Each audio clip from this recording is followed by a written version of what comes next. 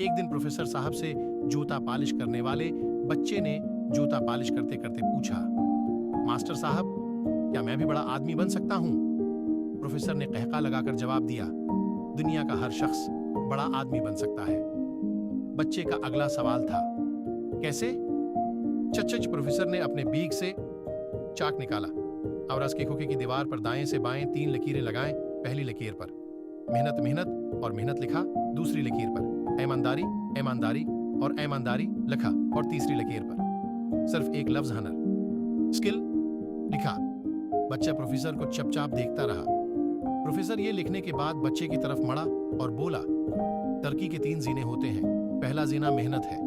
आप जो भी हैं, आप अगर सुबह दोपहर और शाम 3 औकात में मेहनत कर सकते हैं तो आप 30% कामयाब हो जाएंगे। आप कोई सा भी काम शुरू कर दें, आपकी दुकान, फैक्ट्री, दफ्तर, भूखा सुबह सबसे पहले खलना चाहिए और रात को आखिर में बंद होना चाहिए। आप कामयाब हो जाएंगे। प्रोफेसर ने कहा, हमारे अर्धगर्द मौजूद 90% लोग सुस्त हैं। ये मेहनत नहीं करते।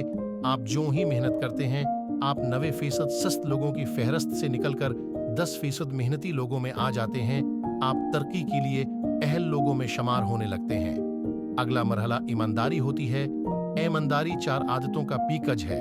वादे की पाबंदी, झूठ से नफरत, ज़बान पर कायम रहना और अपनी गलती का इतराफ करना। आप मेहनत के बाद ईमानदारी को अपनी जिंदगी का हिस्सा बना लो। वादा करो तो पूरा करो। झूठ किसी कीमत पर न बोलो। ज़बान से अगर एक बार बात निकल जाए तो आप उस पर हमेशा कायम रहो और हमेशा अपनी गलती, कोताही और खामी का आगे बढ़कर एतराफ़ करो। तुम ईमानदार हो जाओगे। कारोबार में इस ईमानदारी की शरह 50% होती है।